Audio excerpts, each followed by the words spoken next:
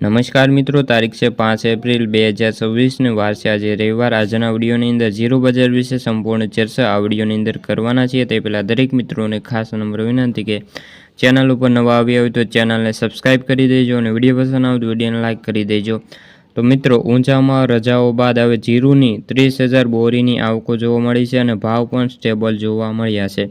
ખાસ કરીને જીરું વાયદામાં ધીમી ગતિએ સુધારાની ચાલ જોવા મળી છે અને જીરું બજારમાં ભાવ સ્ટેબલ અને મજબૂત રહ્યા હતા।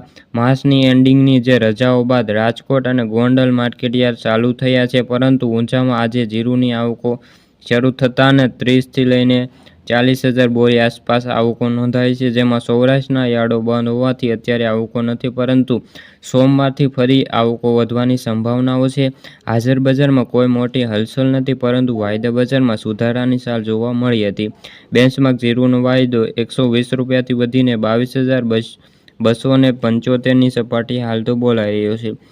જીરું વાયદામાં સપ્તાહ દરમિયાન 400થી લઈને 500 રૂપિયાની તેજી આવી ગઈ છે અને હજી વેપારીઓ ખાસ કોઈ મોટી મૂવમેન્ટ નથી અને વેપારીઓ પણ કહી રહ્યા છે કે દુબઈના જે સ્પોટ બંધ હોવાથી જીરું બજારમાં ખાસ કોઈ મોટા વેપારો નથી, પરંતુ સરેરાશ બજારની અંદર મજબૂતાઈનો માહોલ છે।